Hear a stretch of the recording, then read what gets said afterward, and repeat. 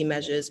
I guess due to that reassurance and kind of the other stuff to do with kind of like COVID tuition fees and everything like that, it's not been a thing that we've really like put at the top of our agenda just because of all the other kind of crises we've been battling.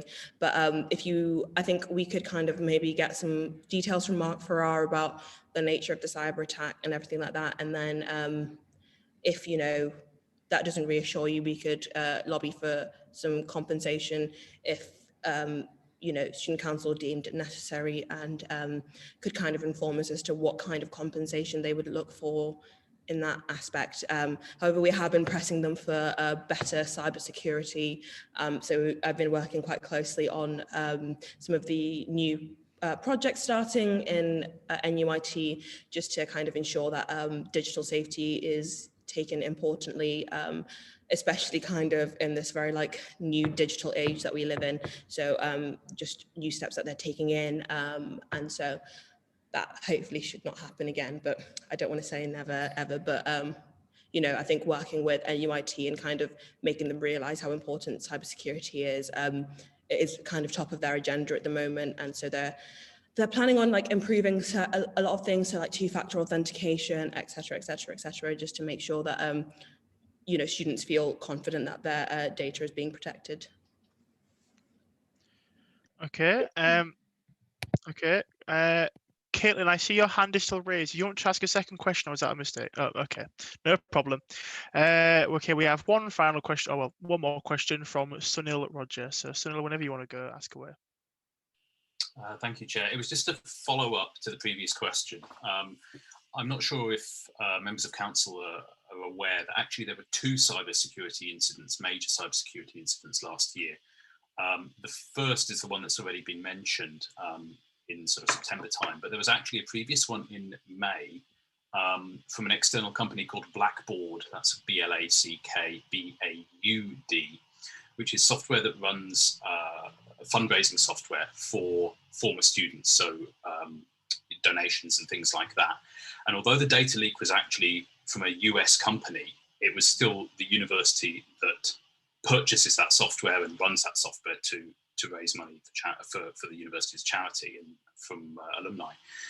And the communication about that was actually exceedingly bad. And I would ask that both the current SABs and the incoming SABs really familiarise themselves with the obligations that the university has under GDPR, which include rapid disclosure of information relating to things like cybersecurity leaks. Because whilst I understand, this is certainly not the responsibility of the chair, the outgoing president, the lack of seriousness that the university takes. There are information security protocols that the university takes very seriously, but when something goes wrong, the university also has, like any other organisation, has obligations to disclose properly and rapidly what has happened. And in both incidents last year, that was not done. And whether or not there is material harm is actually irrelevant under the law. So I just ask all NUSU to keep the pressure up on that, please. There wasn't really much of like a question, but more of like I will definitely pass that on to Abby, the new president. And I will be passing on to her all of the IT meetings that I sit in. So hopefully that kind of student presence stays on there and keeps being vocal. Okay, wonderful. Are there any more? Oh, we have another question from Husnain. Husnain, go ahead. Hi everyone. This is for Dolati. Dolati, I know you've been working hard for international students, and so does Bente. Just about the meeting you had with Western Europe, could you give us any briefing for international students specifically? Thank you. It wasn't too specific on just international students per se. It was just it kind of started off more as like a introductory meeting, because we had never really had any kind of communication with the Russell Group apart from a few letters we'd written them.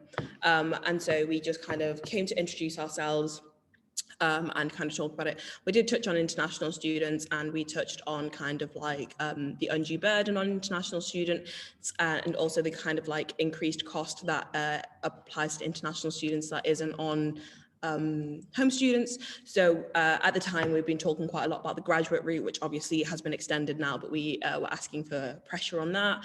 We also talked about how the Russell Group can help us lobby the government for financial compensation for international students and also home students as well. And then just kind of going on how they can make sure that universities are properly looking after their international students. I mean, there's going to be definitely more meetings with the Russell Group from now on, now that we've kind of had that introductory meeting. And there's a lot of kind of talking between myself and some of the other Russell Group SU SABs on kind of how we formalise a lot of these kind of communication processes, just because obviously the Russell Group kind of exists as one body and can make statements as one body, whereas SUs are kind of left to kind of almost fend for themselves a little bit. So kind of how we can kind of formalize some of those communication streams, grouping up and everything like that. But yeah, like there's lots of meetings happening. So like today I had one with the Russell Group on like freedom of speech. There'll be some incoming on various things such as accommodation and rent, and also kind of international students. So when those occur, I will keep you updated. Okay, thank you very much. Are there any more questions? If not, I'll wait 5 seconds and then we'll move on. Okay, so we're now moving on to questions and mandates for the Liberation Officers and NUSU chairs. So if anyone has any questions for the Liberation or NUSU chairs, please raise your hand now.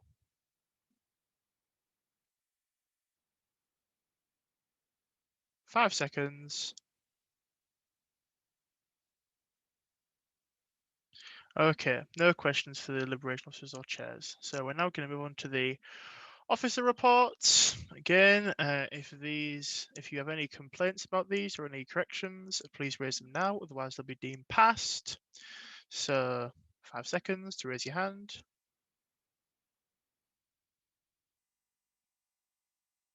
Okay, nothing about them, they're deemed passed. We now have Liberation Officer and NUSU chairs end of term reports. Again, these should have been circulated. If you have any questions about them, please raise your hand now, otherwise they'll be deemed passed. 5 seconds. Okay, those are deemed passed. And we now have the Sabbatical Officer end of term reports. So once again, 5 seconds. Okay, those are deemed passed. Wonderful. We now move on to the motions section of the evening. I will flip over my screen so I can see which ones are first. So we have no business motions. No business motions.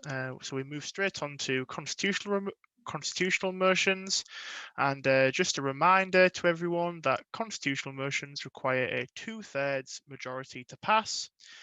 So they have to go past that mark, otherwise they will be deemed not passed. So our first motion is motion 301, and that is titled NUSU to support and recognise RON campaigns, and that has been submitted by Harris Qureshi, the current chair of scrutiny. So Harris, you know the drill. 2 minutes to take us through that motion from when you begin speaking. Hi, yes. So essentially, the crux of this motion that it's bare bones are that campaigns to reopen nominations are valid political campaigns, are valid election campaigns, and so should be recognised as such in NUSU. Within the last few years, there's been 2 that I can think of that have happened, and to the best of our knowledge, there hasn't been a successful RON win as it was in the last 10 years, but nonetheless, it's a valid part. They already are on the nomination papers, but occasionally students want to kind of emphasize a sense of dissatisfaction with the current candidates, and as such, hold campaigns. And when these campaigns are run, they're not given any kind of acknowledgement, recognition on the NUSU website or any NUSU publicity material. They're just things that students do themselves, and I think it's probably more appropriate that these get kind of recognition so that the kind of political and election discussions can include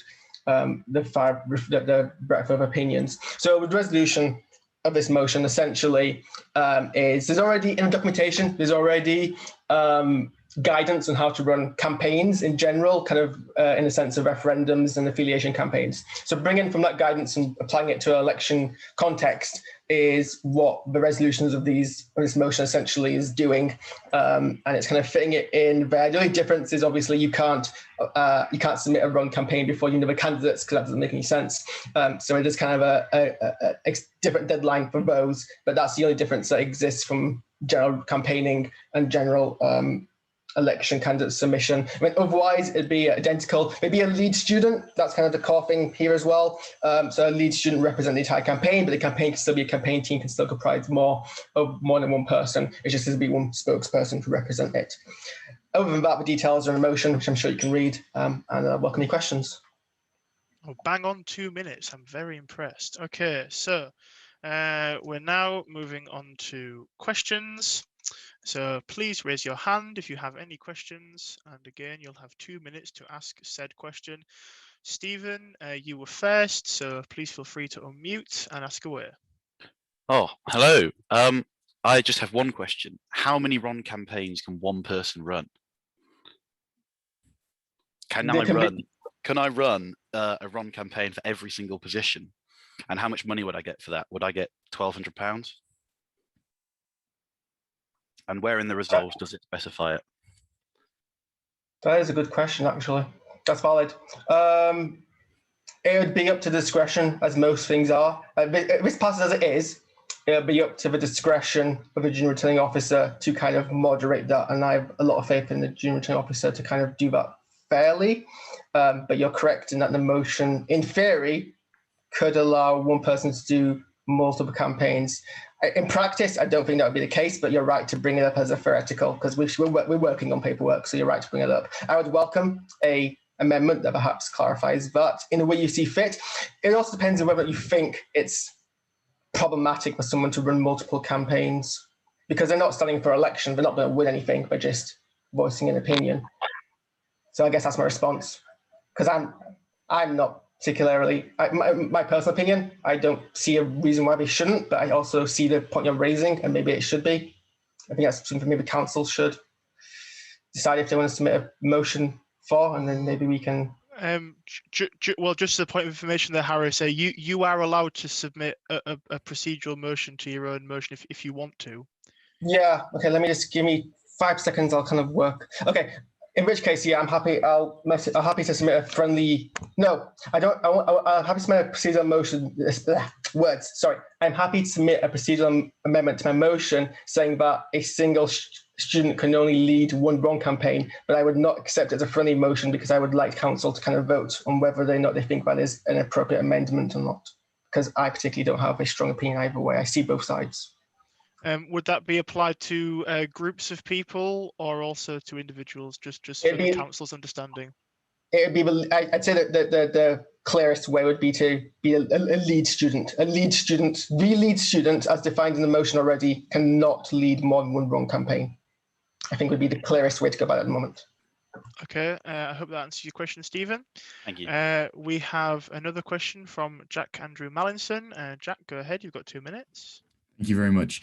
I'd just like to ask Harris, I think the election turnout was something like about 15%, just under 15%. Do you not think having run campaigns just would lead to more apathy? Because the people that are trying to put themselves forward, you're kind of you're almost encouraging people to not vote for them, but with almost some malice. And secondly, as one of the key rules of the campaign is not to mention other candidates, no matter the campaign, rather the position that they're running for.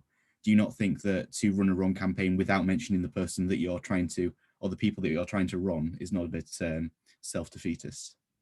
Okay, so on the 2 points, this doesn't make it compulsory for this to be a wrong campaign. It simply says that if a student chooses, if a campaign is run, the student can have it run and be recognised. It doesn't mean it has to be a wrong campaign. But as we've seen in this election and one a couple of years back, those can still happen. And because they happen and because they're a part of the process, I think they should be recognised as such. To your second question, the rules, to my memory, say that you can't, as a candidate, you can't mention candidates in other polls. You are allowed to mention candidates in your same poll as long as it's not derogatory, attack on a personal character. You can point out in your campaign flaws in other people's manifestos. That is not against the rules, I believe. Someone can correct me if I'm misremembering. Okay, thank you very much. Jack, do you feel as though that answered your question? Yes, thank you. Okay, we have another question from Luke Dickinson. Go ahead, Luke.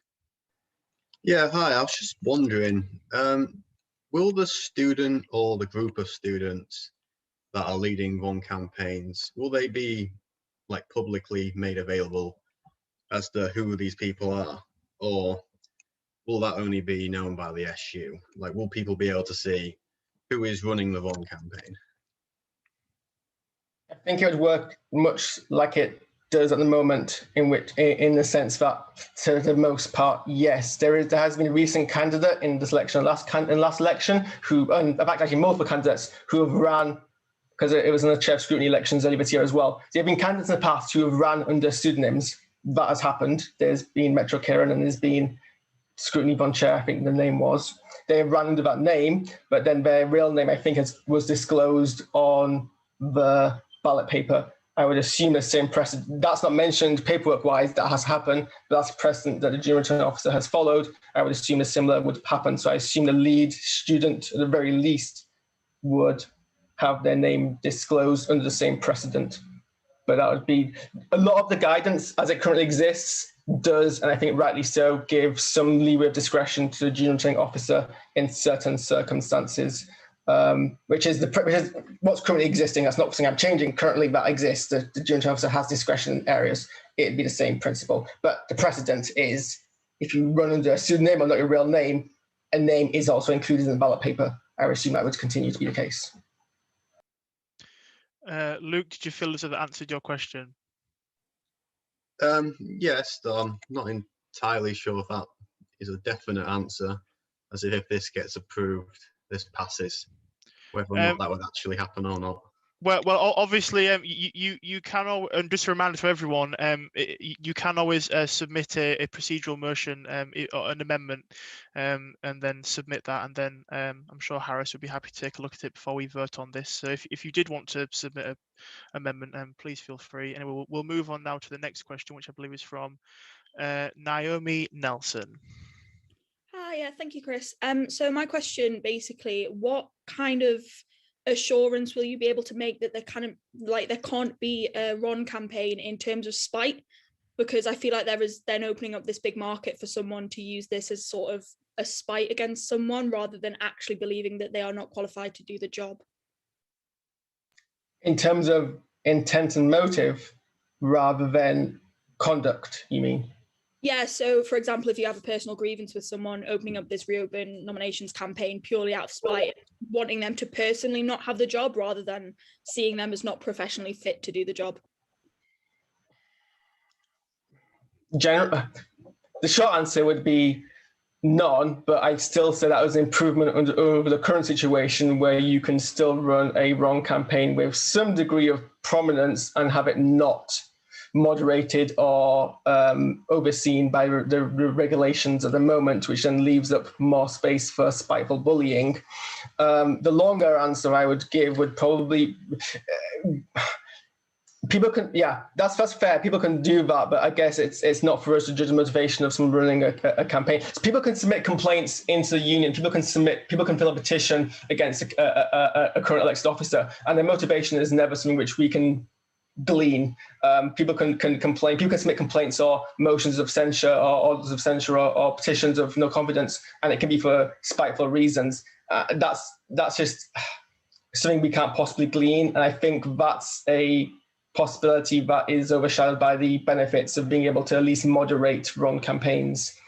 If someone personally has a grievance with an officer, depending on what the grievance is, I see it's in situations that might just be personal grievances, which shouldn't be the case and is politically kind of a very bad faith move, in my opinion. But someone could not like somebody and have a valid reason to do so, and it's hard to differentiate between the two. So I understand what you're saying. I just think that the benefits from this motion would outweigh that. Okay, so can we move on to another question from Stephen Dawes? Stephen, go ahead.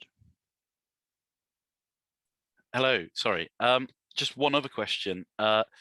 If you allow the sort of funding of Ron campaigns and the promoting of Ron campaigns, what's to stop them from being used as sort of political action committees, sort of American style?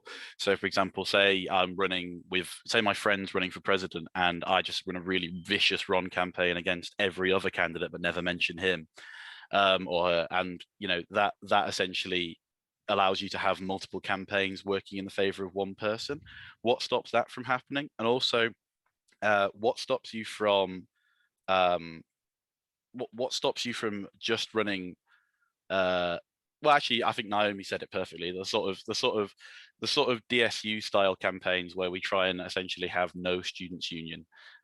It's essentially, I mean, obviously that would sort of signify something going very wrong in NUSU, but it doesn't necessarily, because sometimes it is just quite funny to run people. I think some people would see it as, and therefore, you know, if you sort of open that up as a funded option that has parity with the official campaign, I think you run the risk of essentially losing all your sabbatical positions like the Durham Students' Union managed to do.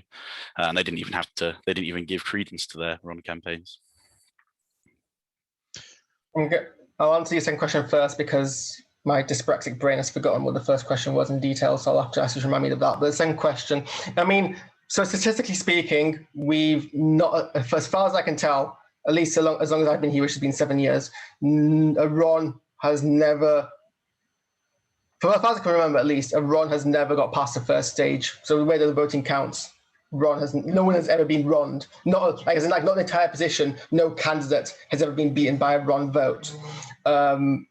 So statistically speaking, that is unlikely, but in terms of the possibility of ever being Ron'd, that's still a possibility as it currently exists. We still advertise Ron as an option. We still have it on a ballot paper. And to be honest, if, like you say, if such a eventuality turns out where enough people decide to run all the candidates so we have no officers, that's a valid political outcome, and it says something about the SU. That's a voice that should be heard if that's what people generally want to do. I think the people who vote Ron for laughs is relatively minor, but of course that's just speculative. I don't have anything to back it up. Just my feeling from having been involved with elections for a while. I don't think it's a risk of having a bad faith Ron victory is massive enough to be a counter to this motion. What was your first question, sorry? What's to stop someone from using the funded Ron campaign as a political action committee? Sorry, for those, a political action committee is where someone who's not the candidate campaigns on the candidate's behalf. I guess a bit offset by the risk. I mean, if you're campaigning for a Ron campaign and you mention, say, 3 out of the 4 candidates, you're still on the face of it as a campaign telling people to vote Ron as their first choice, which does disadvantage the alleged, the hypothetical candidate you are supporting. And I suppose you could also raise it as a complaint in a complaint procedure that you feel this Ron campaign is acting in bad faith because it is not. How would the returning officer even take action against a Ron campaign, given that they can't if they dock the money? I mean, it doesn't really matter. It's a Ron campaign. I mean, you can't take the position off them, can you? You can dock votes. That's I believe, another sanction that can possibly be that's another sanction that can be carried out. So which would, I think, be of disadvantage. I think, anything to do with bad faith voting is covered by the regulations already, in my opinion, and that can also be improved on if the current way we sanction candidates and campaigns is insufficient. But I don't think in the scope of this motion completely. Thank you for answering my questions. We have another question from Simon Jerry. Simon, feel free to ask your question. Thanks, Chris. Really, it was just a point of clarity, which might just help the discussion a little, because Stephen just mentioned Durham. And at Touchwood, you are all right that we haven't had any particularly vicious Ron campaigns, certainly since I arrived. But just some learning, because I was on the chief exec call, the regional call, and certainly Durham have had a lot of problems with Ron campaigns. And what they did find this year is trying to put some regulations in place so that run campaigns were regulated better, even if they were funded and moderated like any other candidate, was of a lot of benefit for them. And their elections this year, I heard, went a lot better as a result of it. So I thought it might just be useful for council to know that. Okay, are there any other questions? It appears as though some people are struggling to use the hands up feature. So if anyone does have any questions, quickly message me or put your hand up. Otherwise, we will move on to the debate. Could I just confirm, has my amendment proposal been received by the campaigns coordinator? I sent a message. I'm not entirely sure if it got received or not. I will check the. How did you send it, Harris? I sent it on Zoom to CDC. I didn't see it. Oh, let me check. Are you logged? Is there? It's because the two CDC accounts. Map sent the wrong one. I'll copy paste it to the other one. Okay, thank you.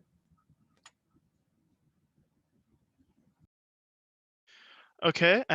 So I suppose when the CDC has added that amendment, we're going to have a vote on that amendment as to whether or not it should be added. And then once that amendment has either been added or not, we are then going to have a vote on the motion as a whole. So you're just going to have to bear with us, unfortunately, until CDC tells us that that has been added. So we apologise for that. Just give us a few moments.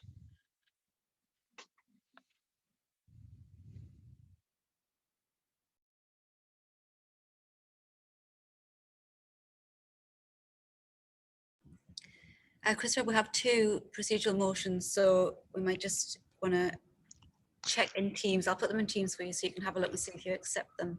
Thank you very much.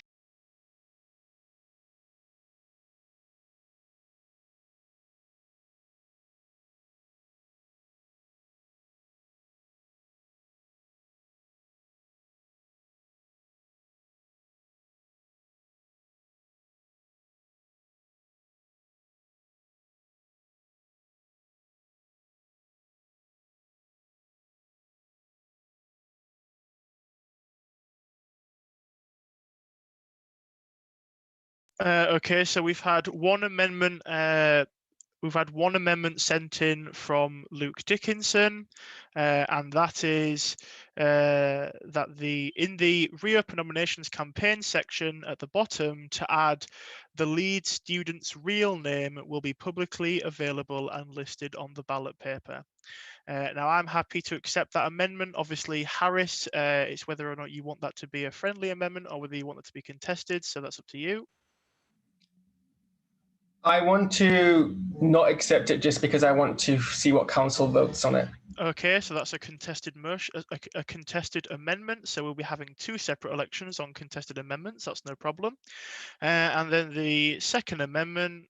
Oh goodness me! I've lost the thing now. There we are. And the second amendment is the one that Harris has already explained. So if we could have those up, please.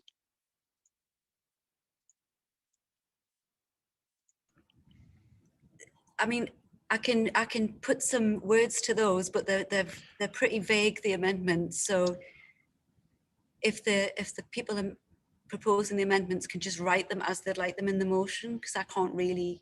Okay, so that goes to Luke Dickinson and to Harris. If you could please submit more fleshed out amendments, and then we can get those popped on properly, and then that'll be no problem, and then we can vote on them. If you could just let me know exactly the wording that you'd like and where you'd like it added. Thank you.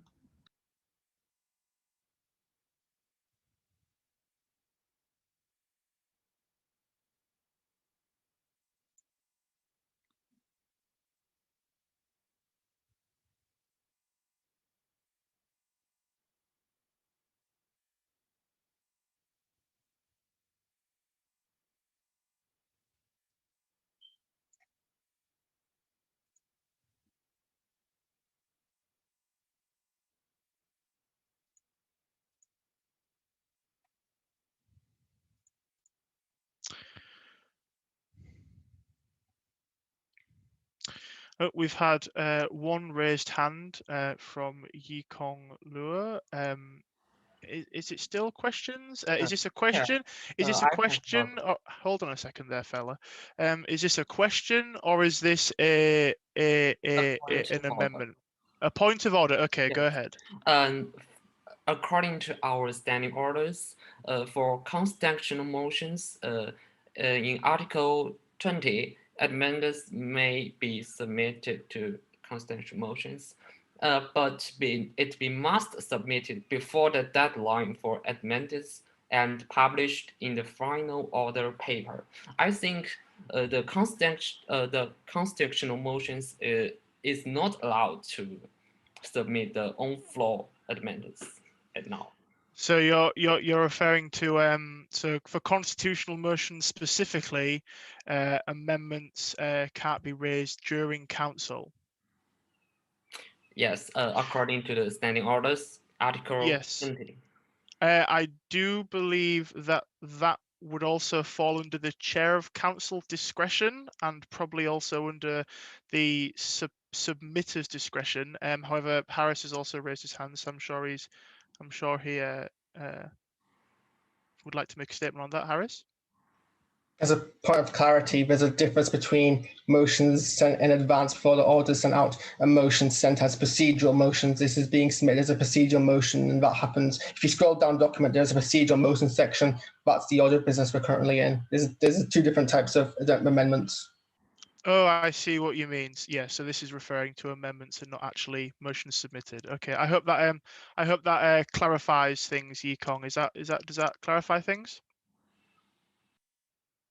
Well, okay, so it's allowed to amend this motion now.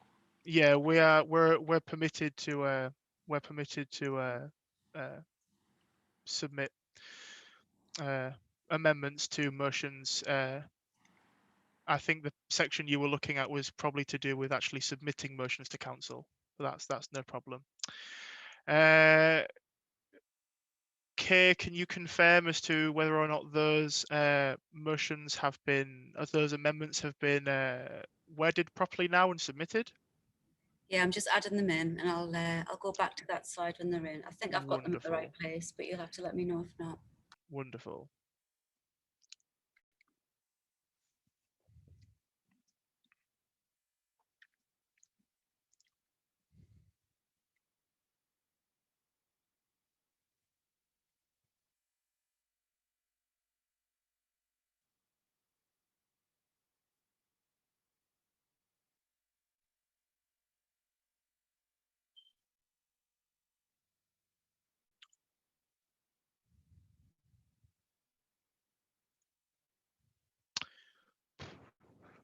There we are. Wonderful. So we have, so this is our first vote of the day, and this is for an amendment. So this amendment is that the lead student's real name will be publicly available and listed on the ballot paper. So we're now going to go to a vote. Now, just for my own understanding, Kay, do amendments to constitutional motions require a 2/3 majority to pass, or is it only a 50% majority to pass an amendment onto a constitutional motion? Sorry, I was just going to put the voting slide in. It's 50%. 50%. Okie dokie.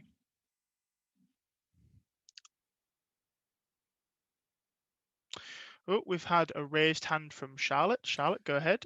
So are we going to be voting for each amendment separately? Yes. So we'll be voting for each amendment separately because they were both submitted by, I think they were both raised separately, so we have to do them separately, yeah. Okay.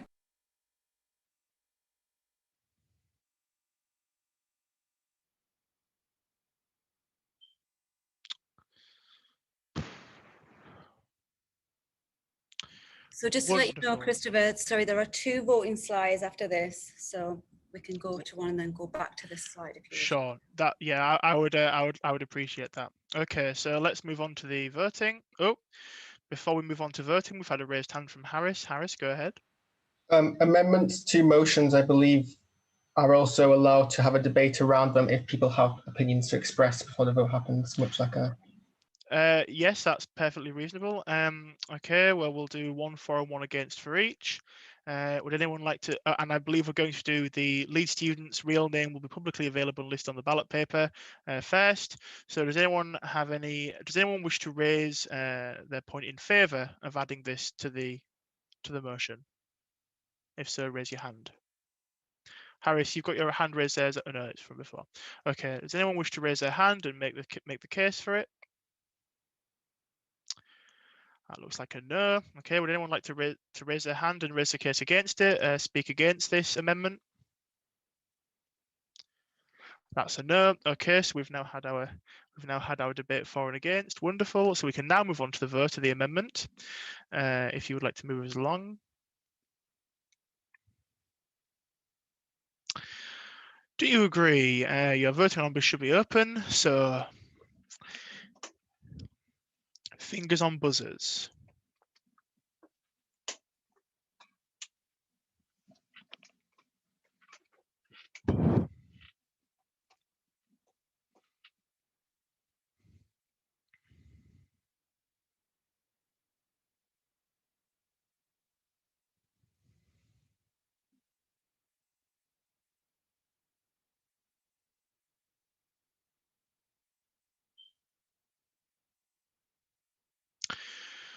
Okay, if you want to go ahead and close that.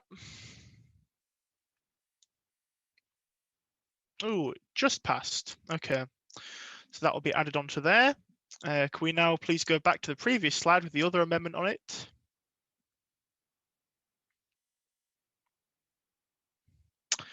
Okay, so Harris, can you refresh us on what this amendment was, please, just so we can see it? This amendment was the lead student can only represent one campaign. Okay, so can we get an election for the lead student can represent one campaign, and can we repoll that, please?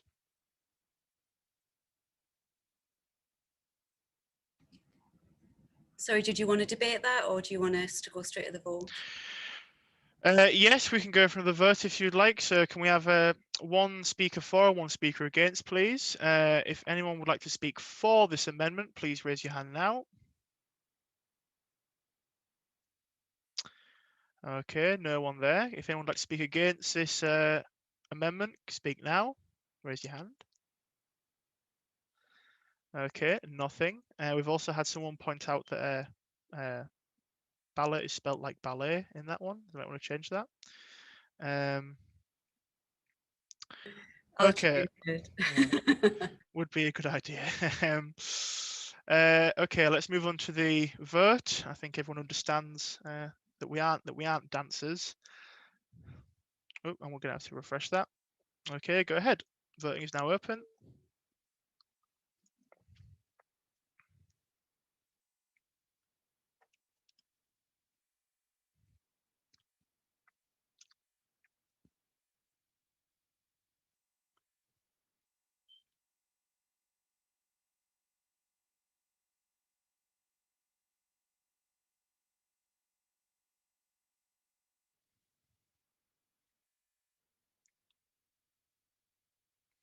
Okay, let's close the polls now. And that's passed with the exact same margin. Okay, wonderful. All right, let's so that has passed. So yes, the lead student will be named on the ballot paper, and also I can't remember the other one. Anyway, that's no problem. We'll now carry on. There we go. The lead student will represent one campaign, and the student's real name public on the ballot paper. There we go. Right. So after all that, we're almost ready to vote on our first motion of the evening. So we will start the actual debate. So I will take 1 for and 1 against, and if it gets more heated, I might take some more. Can we have one speaker for this motion? One speaker for Charlotte. There you go. Right, Charlotte, you've got 2 minutes. Yeah, so on some of the questions addressed concerns about wrong campaigns being used to support existing candidates, that would be slate campaigning, so I don't think it's really relevant. If you're running a wrong campaign, you're whole platform is that you don't believe anyone is suitably qualified and you want to reopen nominations so someone else can run. That is a legitimate political position in itself. I think this is really useful for particularly less contested roles where the people may not be able to run in that role because of their own commitments. So for example, for something like commuting students officer or parents, carers, guardians officer, there might be students who are concerned about someone running in that.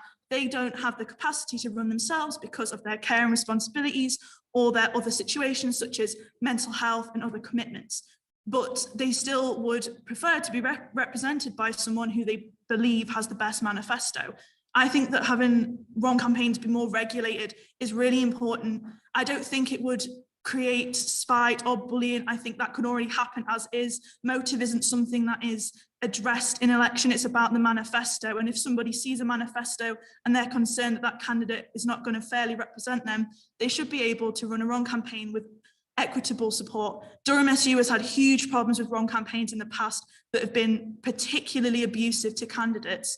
They have done loads of work to review this and has made it much better and fairer for candidates.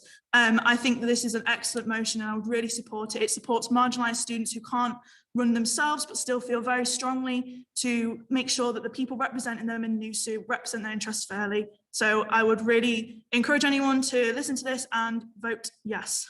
Thanks. Okay, and can we have one speaker against, please?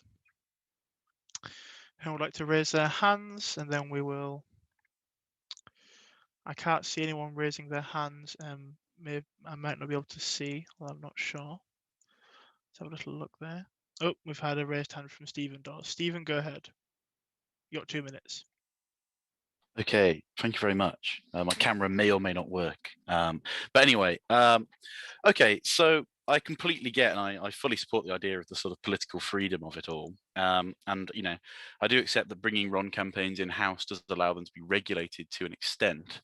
But I don't accept that the idea that that you couldn't slate campaign effectively with them.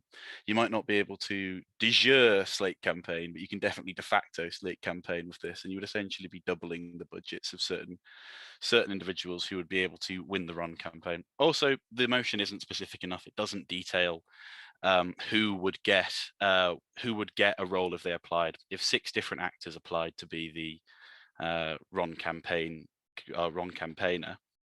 then essentially you could find yourself in a scenario where you've got people disagreeing over what they would be criticizing them for.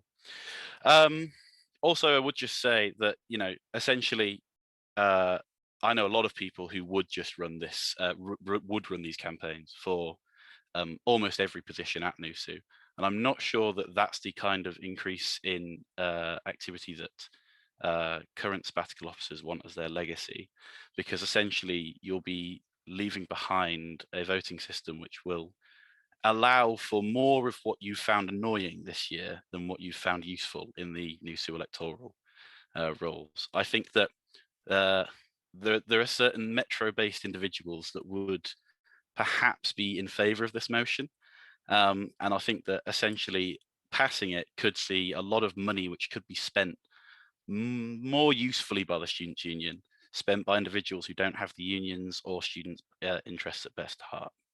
So I just urge you to vote against it, because essentially I don't think you should give that money to those people. And I think that the union is fairly strapped for cash as it is. Thank you very much for listening. Okay, thank you very much. If anyone would like to raise their hand to speak against it, if no one else does, I will go to Harris. But as soon as I propose this motion, I just want to give other people a chance I have a point of information, actually, not a point. But yeah. Okay. Well, we can take one point of information if you wish.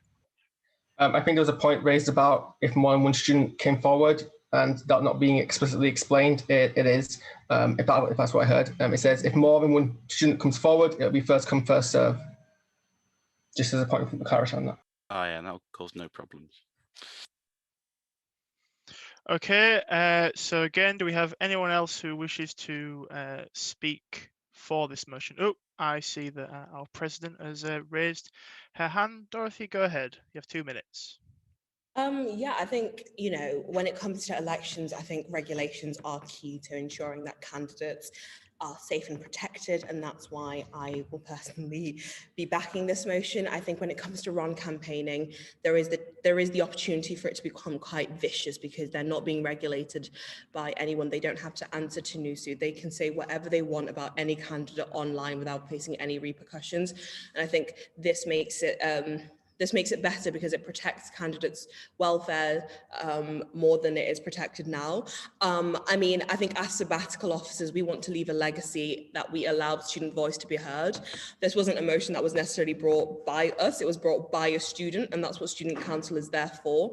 And so as sabbatical officers, the legacy we want to leave is that students were appreciated, students had a voice at council, and if this is what students want to bring to council, then and can articulate it to a point where we think that it's a valid motion and a good point, then sabbatical officers will support that because that is our job, is to support students. I think this motion puts candidate welfare at the forefront of it by having a lead candidate, by having somebody who can kind of answer for any kind of maybe like racist, sexist, fatphobic, homophobic comments that can be made in any Ron campaign. Having somebody answerable to those things is ultimately important. Accountability is important for us as an SU, and I think that's what this motion gives. It's not, I have faith in the student population that, we won't have a Durham, but, if there was one year where legitimately, 7 Ron campaigns happened for sabbatical officers, then that would be for a good reason for that Ron campaign to happen. So that's kind of where I stand on it. And yeah. Okay, thank you very much. We've now had 2 for, so I will accept another against. If anyone else would like to raise their hand to speak against the motion.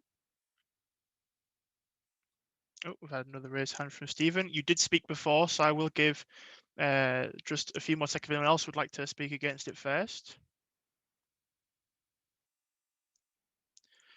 Okay, no one else raised a hand. Stephen, go ahead. You have 2 minutes. I appreciate I'm bleating on about it, so I'll try to keep it brief. Essentially, the point about this stopping sort of any abusive campaigns being run, it doesn't, because it doesn't stop you from running unofficial Ron campaigns anyway, which you can do currently. So it doesn't regulate anything at all in regards to those campaigns whatsoever, because you can still run them. There's no rule against you running them, and you can't make a rule against them running them. All this does is it legitimizes one and allows unofficial ones to also run, essentially increasing the number of Ron campaigns. It doesn't regulate them, it doesn't protect students, it doesn't do anything in regard to that. So that's just wrong. Also, if you're a member of the union, you're still you're still responsible and still liable to the union's codes of conduct, etc. So if you're making racist, phobic, etc. remarks, then you essentially you essentially are accountable in the way that you already would be. And I don't really think that it being an official Ron campaign will make people liable for making racist remarks, unless you think that people currently aren't liable, which I assume would be a pretty damning indictment of our own welfare regulations. But I don't think we, But anyway, so I think, yeah, I don't think it does do that actually. Okay, we will now move on to the vote. Okay, if you'd like to get the vote up there. Now, reminder to everyone, this is a constitutional motion, so it will require 2/3 to pass.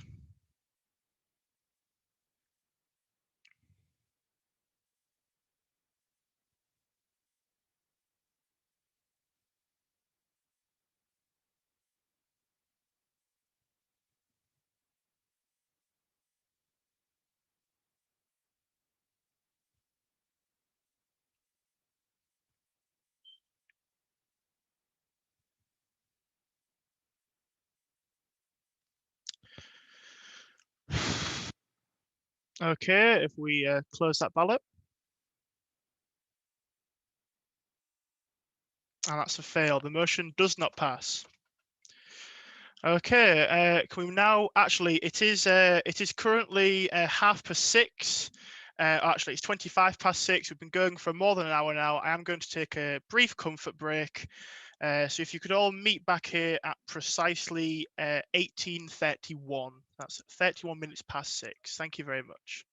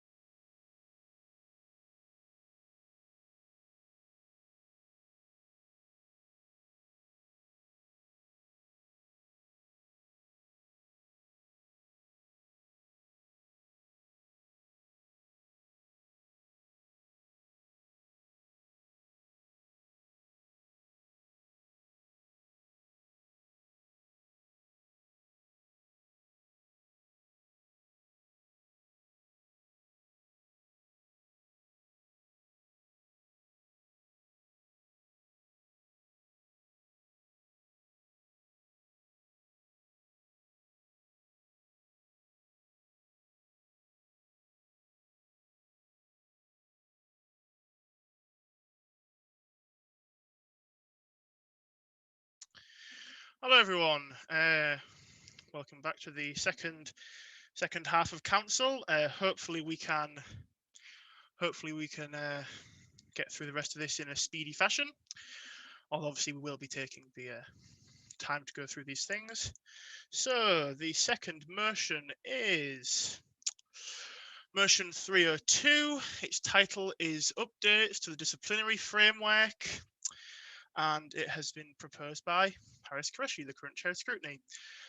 So Harris, you have 2 minutes to talk us through your motion. Hi, so this motion basically entails the sum total of kind of most of my scrutiny work this year in terms of going through the procedures and the documentation that deal with disciplinary actions and kind of patching any discrepancies and contradictions and issues. Documentation, such as it is and such as it goes through council, is often kind of patched year on year on year, and bits are changed, and sometimes they're changed and bits are not changed that should have been changed to match with it. And so every now and then you'll get kind of an issue where things don't kind of melch. So I went through the beginning of the year, made like a nice little flow chart, seeing how things went, and there's some holes, some parts which didn't quite match. Essentially what I've done is there's a document called SAGI A3, which is the kind of basic way of how we do disciplinary action, and matching everything with that so there's no contradictions anywhere. And it makes the process basically fairer, makes it more democratic, makes it more transparent, makes it clearer. And these are all important things to have in this as a whole, but also when you're dealing with disciplinary action.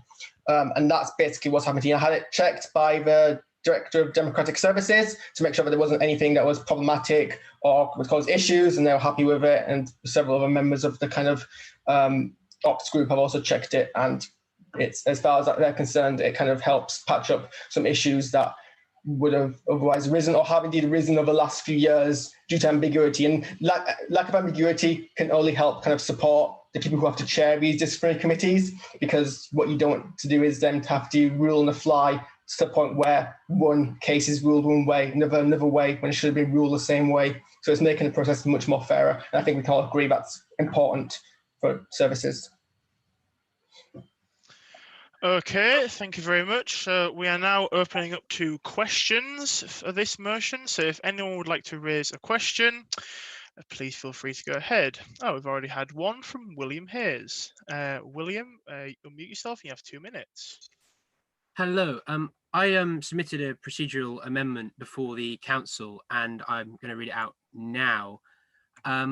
Essentially, the hole in this that I see is that changing disciplinary procedures with ongoing cases is highly problematic, and could be one of the leading causes of cases collapsing, and the consistency of a given case cannot be guaranteed in the event of a change of procedure if it's ongoing. That changing procedure already underway would be completely unfair to the complainants. Also, the consistency of an ongoing case, given case, cannot be guaranteed in the event of a change in that procedure during an ongoing case.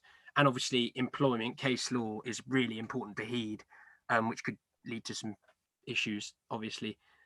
So to deal with any ongoing cases using the procedure and process under which they began would be a wise amendment. So can you just so we're aware for our understanding, can you summarize and explain what amendment you would like to make to this? Just the idea that if you've got an ongoing disciplinary, you can't shift the goalposts mid-disciplinary. Okay, so your amendment is that if there is already if there's already an ongoing disciplinary thing, that would remain under the previous rules. Yes. Whereas any new disciplinaries brought after this would be under the new rules. Bang on. Okay. Thank you. Wonderful. Okay. Harris, do you accept that amendment, or would you like that to be taken to a vote? I'm happy to accept that. That causes no issues. Brilliant. Okay, wonderful. Okay, so we've accepted that amendment. No problems there. So obviously, Will, if you want to submit that to the CDC, and they will add that amendment. That's on the Zoom. Can I make a suggestion on the amendment? Can it be a resolution rather than something in writing, because it only reflects anything which may or may not currently be happening? And then once that's procedures, then that anything future-wise goes with it. So it should be, I think it should be a resolution rather than a documentation. It might be what you mean, but just to clarify. Yeah, yeah. So I think Harris is referring to in the resolve section of this, which I think is what you're saying anyway. So that should be. Yeah. That Do you should want be me? no problem. Do you want me to copy that from the email and? Put it Well, I'm sure. Well, I'm sure that have you sent that to the I CDC? sent it to. I sent No, it if, you to. could, if you could put it in the Zoom chat, please, that'd be really helpful. Okay. No Wonderful. worries. No Exactly, worries. in Okay. exactly where you want it. Thank you. Wonderful. Cheers. Thank you. Okay. Whilst that's happening, does anyone else have any other questions for Harris or the amendment? Sorry, pardon me.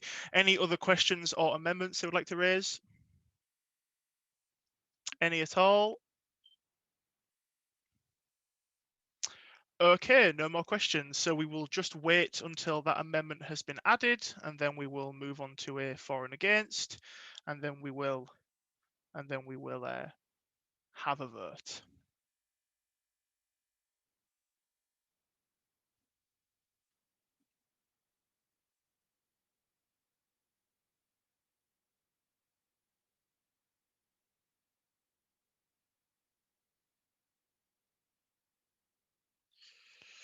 Oh, we've had two raised hands there. Oh, we have two raised hands. Okay. Will, is your hand supposed to be raised, or is that's from last time? Okay. So we have another raised hand from Yikong again. Yikong, feel free to unmute yourself and go ahead. Okay. And I have a amendment about the abbreviation, the SAG. And in News official documents, I think it's can't be used some abbreviation without the explain, like the SAG. So what's this mean? So would you like the specific abbreviation to be, say, expanded on in a set of brackets? Yes. Okay. Harris, will you accept that amendment? I'm a little unclear on what the amendment is. Is it changing SAG to strategy and guidance? Yes. I think, yeah. That's fine. I'm happy to accept that. Okay. Yeah, we'll put that amendment in.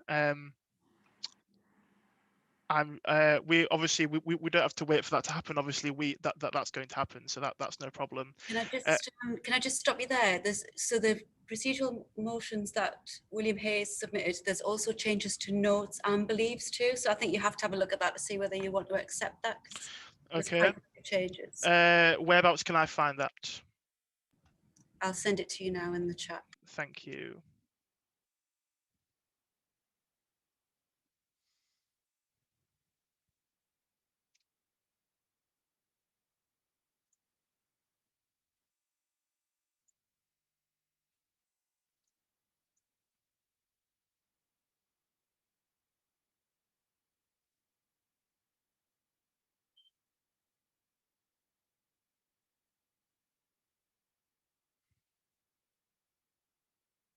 I see. Okay.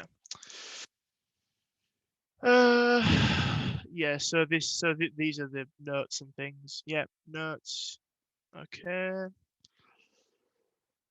Okay. And then beliefs. Okay. Yeah. I accept both of those. Have you sent those to Harris as well? No, I'll do that now. Okay. Just make sure Harris has seen that so he can just check that that's all cool. And then if we do change any wording, I'm sure Will wouldn't mind changing some of the wording.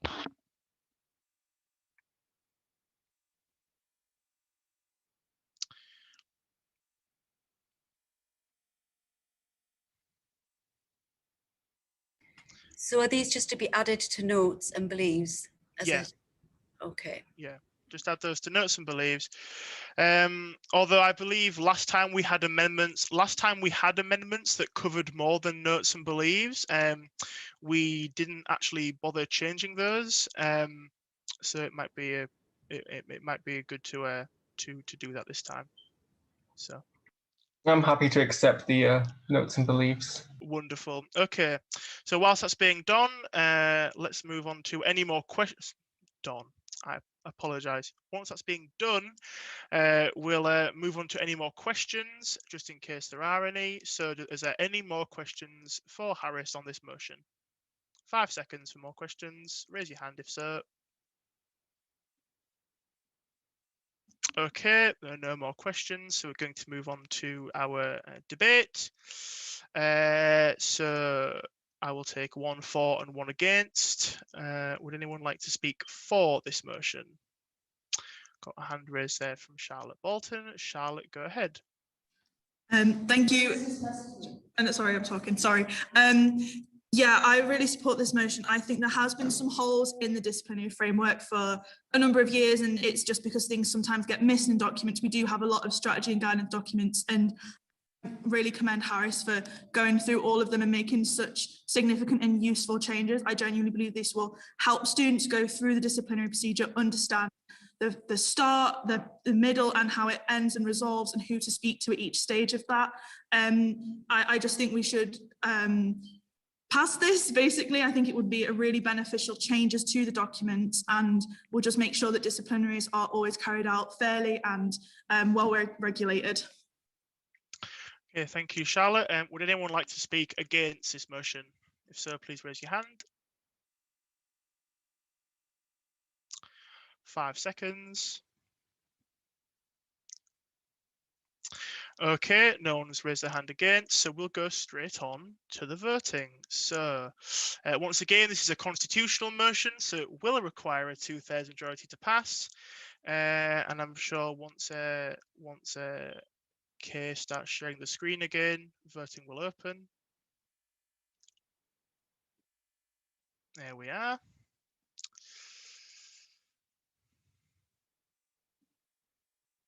So, Kay, if you'd like to open the poll, there we go. Voting is now open.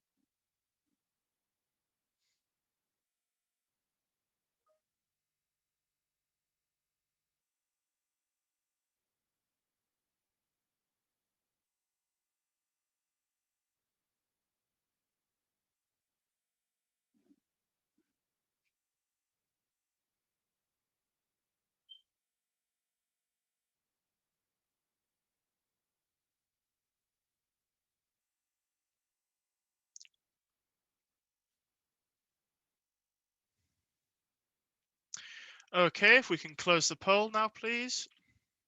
And that's passed.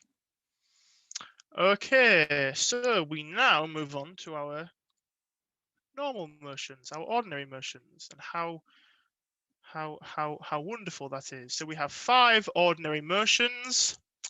The first ordinary motion is motion 401, and that is to make student group consultations accessible online. This is being proposed by Harris and seconded by Jack Train. So Harris, if you have 2 minutes to speak on your motion. What, me again? Wow. Anyway, yeah, so essentially the motion, as explained, is just to make all kind of student group constitutions accessible online. This is kind of following precedent that the union has as a charity. You can, anybody, regardless of who they are, can see our student union constitution. And other charities follow similar suite. NASTA, which I'm a trustee for, their constitution is visible very easily to all members, and in fact publicly. And it just seems it'll be better for accessibility and welfare that at least the members, if no one else, of a student group can see the constitution are the rules and guidance and restrictions that they are agreeing to consent to be obliged under when they buy membership. But you never see that when you go to the till to buy membership. You're never expected to, which is a bit, disingenuous, really. So this is just kind of able to do that. And I mean, at the moment, if you're a member, you can write to or go into the activity. Well, you can't right now because of COVID, but normally you could go into the activities floor and ask to see the paper copy. Back when there was paper copies, that's changed recently. I'm a bit out of touch here. But even then, you still have to email and get it. And that's a process which is too many steps too far, in my opinion. So basically, on the website, the motion will be available in the place that's most appropriate for it. And you can go by. This gives more power to students to see what their rights are. When I was a fresher and they have the knowledge I have now, there have been situations, few and thankfully not major, but situations of committees using their powers to basically bully. And if I had known kind of what rights I had as a member like I do now, then I would have a better chance of kind of calling that out. And I think this is important that freshers mainly, but members as a whole can see this kind of information.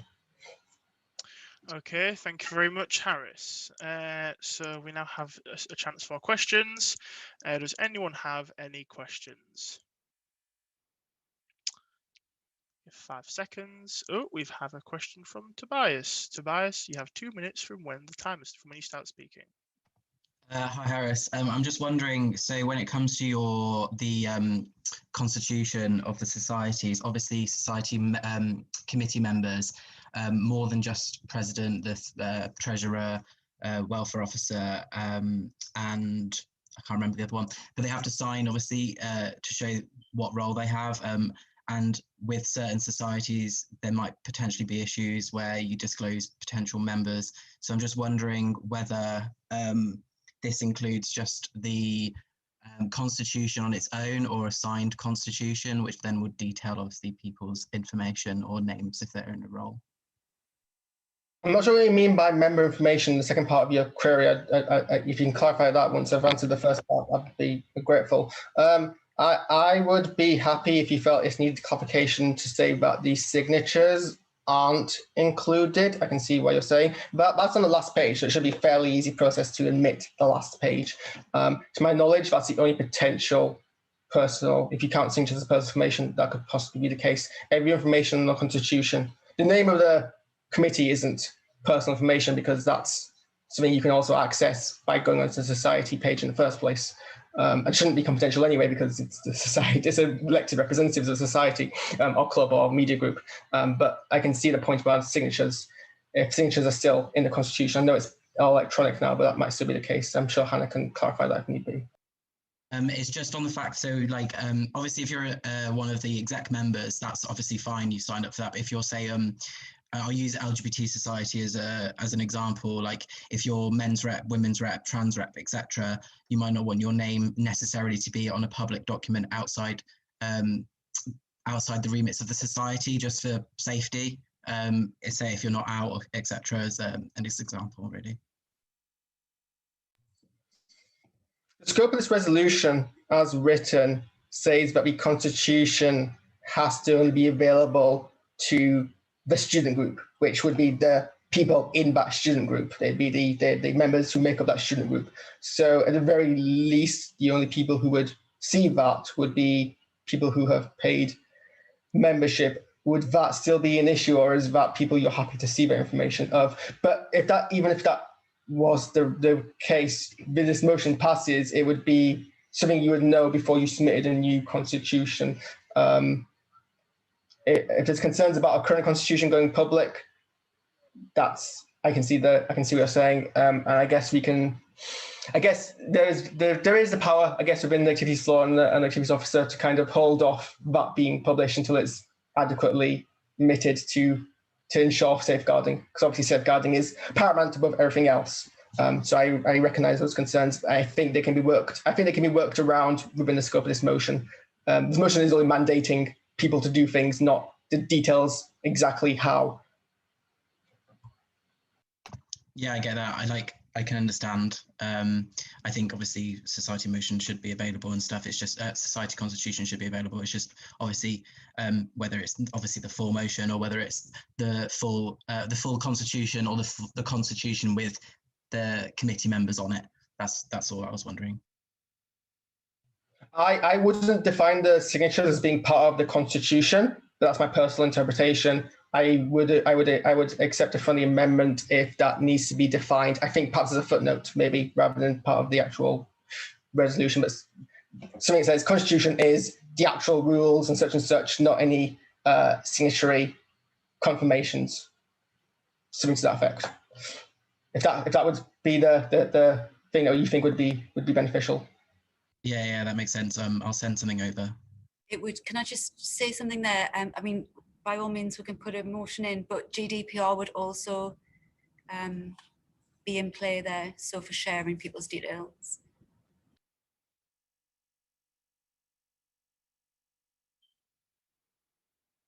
Okay, if GDPR is involved, then obviously, then it probably doesn't need to be put into a resolution, into an amendment or something.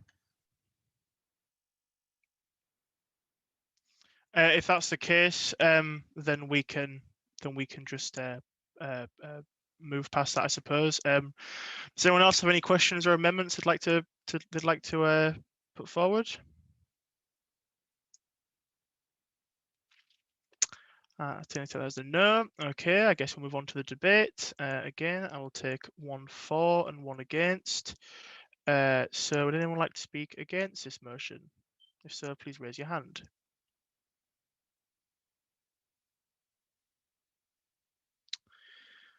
Okay, no one's raised their hand. Would anyone like to speak for the motion? Okay. Oh, just in the nick of time.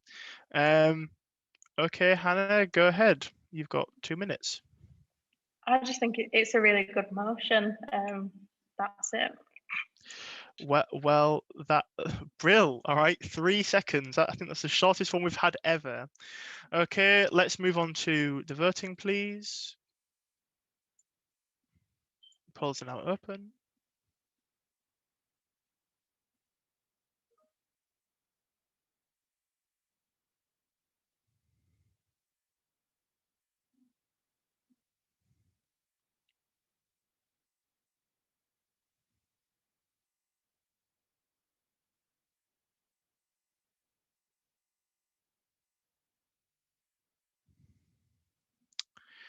Okay, let's close the poll there. And that's passed. Okay, the second ordinary motion of the evening. This is motion 402. NUSU sabbatical and liberation officers to arrange smaller meeting groups with university senior leadership team for marginalized student groups. That is a mouthful of a motion title. Very, very well done. And that is and that has been proposed by Gemma Powell. Okay, Gemma, you have 2 minutes to speak on this from when you start. Go ahead. Hi, so this is my first student council, but I saw from the last one online, I saw that the conversation with Chris Day was really helpful as to why certain decisions were made and perhaps putting things forward to make better decisions in the future. And I thought that perhaps that meetings with certain individual groups would be beneficial to those groups for implementing things in the future. I thought bringing it down to a smaller scale would help avoid publicly announcing a problem that you have that's related to your issues, for instance, would avoid publicizing that, because I know some people with disability issues wanted to raise issues but couldn't because of the nature of the issue. So I sort of suggested that the liberation officers should work with the sabbatical officers to get smaller meeting groups with senior leadership members to sort of deal with the issues that have arose this year. Okay, thank you very much. So we now have time for questions. So if anyone would like to ask any questions, please raise your hand. Oh, we've got 1 question from Tobias Lawrence. Tobias, go ahead. Sorry, it's me again. I'm just wondering, so I have previously been a liberation officer and we had the chance for Student Summit. So I'm just wondering how much Student Summit sort of covers this already when presenting to senior leadership teams. I think this is about making it more available to all rather than just a specific summit. I think this is more like the student talking groups, like the ones that were run by the sabbatical officers, where you could just drop in. So it's more accessible and less sort of linked to a specific role, because sabbatical officers aren't always in agreement with a community majority and things like that around certain issues. So this is more making sure that it's open to all, basically. Great, thank you. Okay, if anyone else has any other questions, if not, 5 seconds. Okay, so we'll now have 1 speaker for and 1 speaker against. So Who would like to speak for this motion? If you would like to speak for the motion, you can raise your hand. Oh, well, Tobias, you were quick off the draw there, so you may speak for this motion. Yeah, I think it's a really good motion. I think it really does establish good working relationships with the sabbatical officers, liberation officers, but also other members of the community, and it sort of formalizes it a bit more. But it also allows people to talk about a wide range of issues, and it also relieves pressure, I guess, from the liberation officers solely representing a whole group that they might not necessarily be all a part of, or only have experience of certain elements of that community. So yeah, I really do agree with this. So I would urge people to vote for this motion. Okay. Would anyone like to speak against this motion?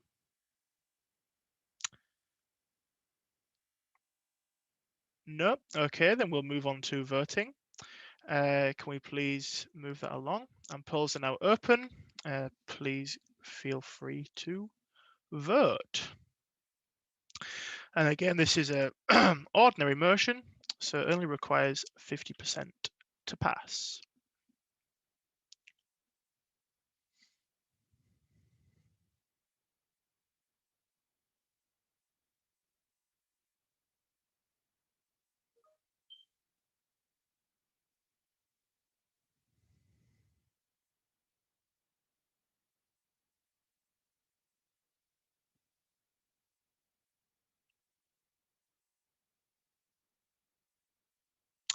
Okay, if we can close that poll, please. I've got my thing in the way, sorry. Oh, and that has passed. So that motion has passed. Okay. We're now moving on to motion 403, which is motion title, lobby the university to review its student financial support fund eligibility criteria and process to be fairer and more accessible to students.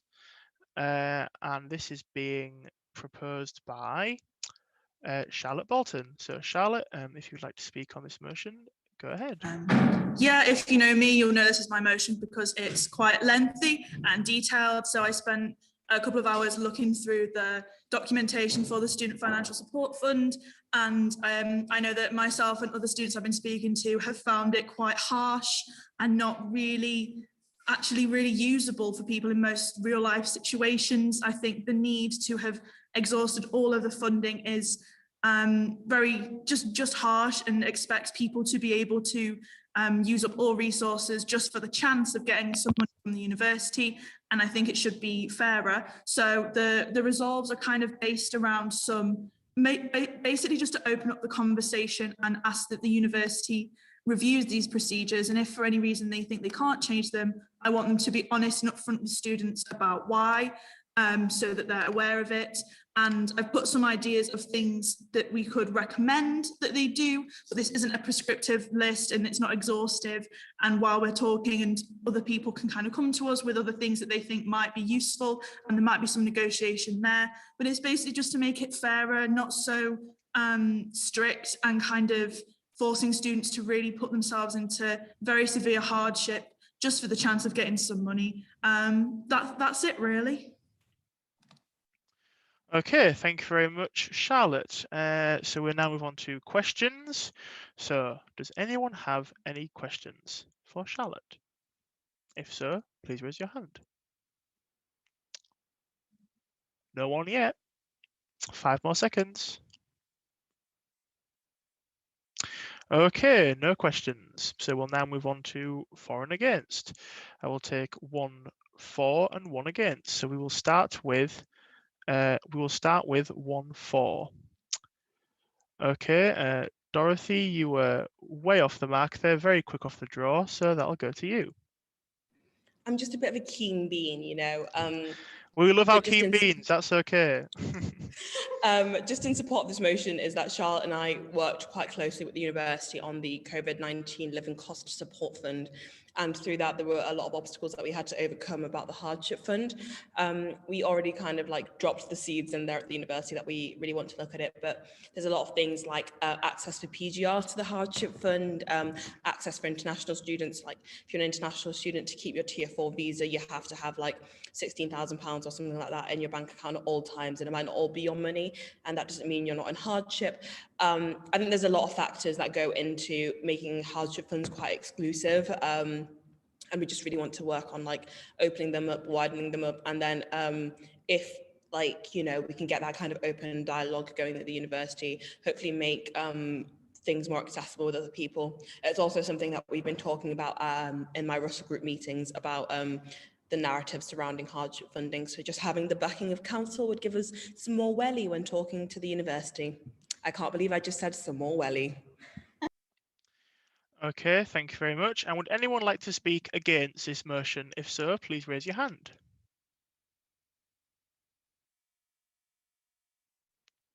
Okay, no one's raised their hand, so we'll move on to the voting.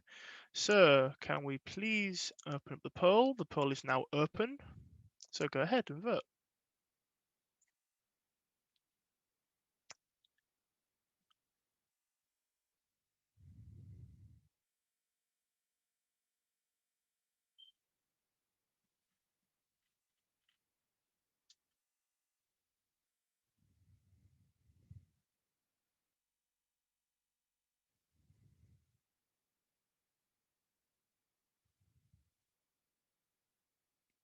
And can we close that poll, please?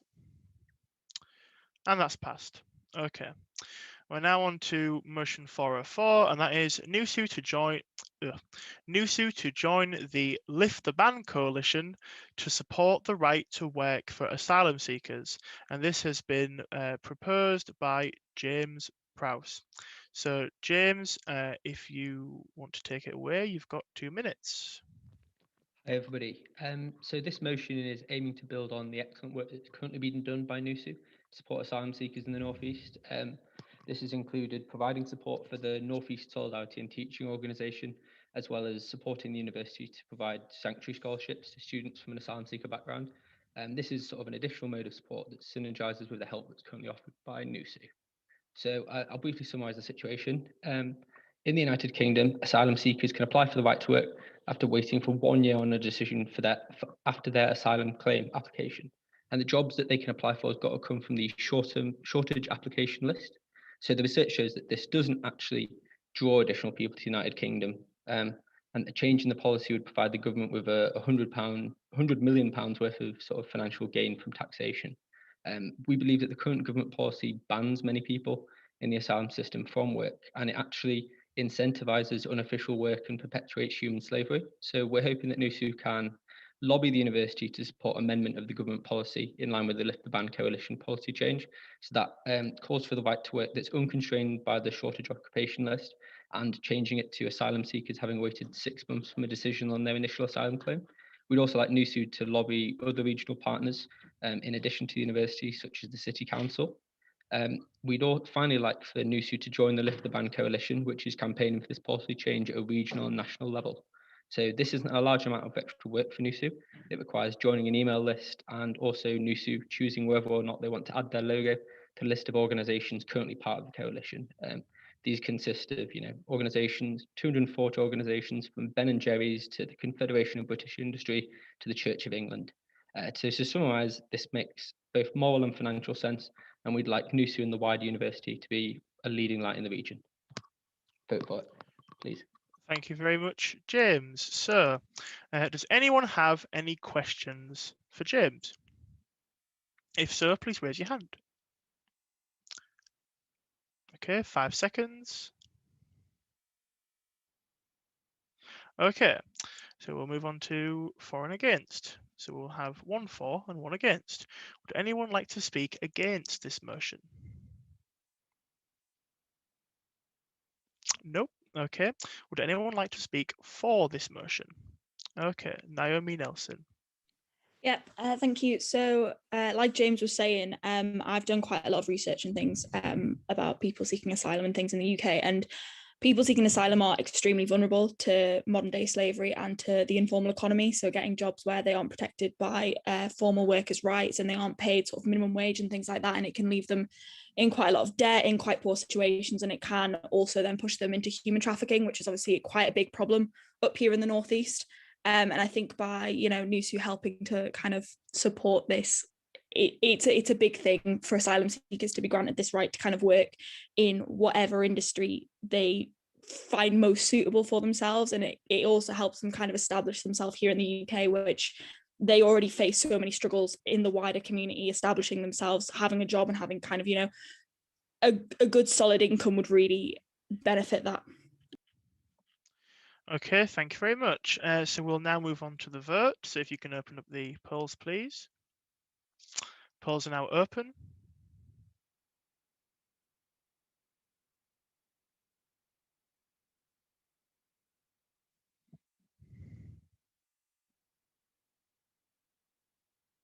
Okay, can we close those polls, please? And that is a pass. Okay, and motion 405. So this motion is motion 405, and this is the final motion of the evening. Motion 405, supporting humane refugee relocation to the UK. And this is being proposed by... It's by me, but I don't think my name's on it for some reason. Yeah, I don't think your name is. Kay, Yes. can we please add that? I'm very sorry, Adam. I would have read your name out otherwise, but you've already begun, so 2 minutes. Perfect. Nice to be able to talk to everybody. Final motion, so you can breathe a sigh of relief. So I'm speaking today as a representative of Newcastle Must Act. I'm just going to talk a bit about who we are as an organisation and what our goals are. So we're a city chapter of a wider organisation called Europe Must Act, which has city chapters throughout Europe. We were formed after a meeting with the EU Commission, which demonstrated that the only obstacle to safe relocation for refugees throughout the EU and resettlement of refugees as well was demonstrating that there's community support. So in response to that, we formed our organisation, and we have a petition that we're hoping NUSU will support. And we want to demonstrate that there is community support for safe and humane relocation of refugees through this petition. We hope to take the petition to local council and then onto the government as well to get changes in legislation to lobby for improved reception of refugees. And as the UK, we've signed up to the Geneva Convention, obviously, so it's just us fulfilling our obligations in under international law. We're specifically focusing on the Greek Aegean Islands, which are a geographical border between Europe and lots of countries where asylum seekers come from, like the Middle East. And there's a big problem on the Aegean Islands at the moment with camps forming where the living conditions are very inhumane for the people who are there. They don't have access to water and electricity in some situations, and basic needs are not being met. We already have a statement from the university supporting our work, and that's within the University of Sanctuary application work as well. And we've had meetings with them. We'd like NUSU to join as an institutional signatory in a similar way to what was said in the last motion. And we'd also like NUSU to have an ongoing dialogue with us and support us in advertising our petition to the wider student. I'm afraid I must stop you there, Adam. You have had your 2 minutes. Okay, so let's find this. So would anyone have any questions for Adam? Nope. Okay, let's move on to the debate then. Would anyone like to speak against this motion? Nope. Okay, would anyone like to speak for this motion?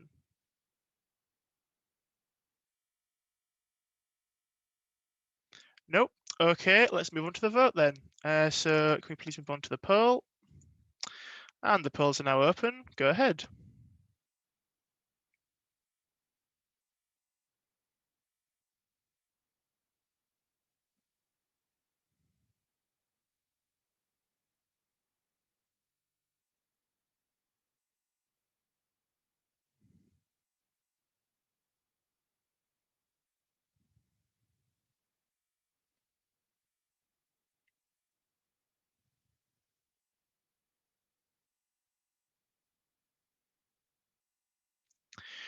Okay, if you want to close that poll. And that's passed.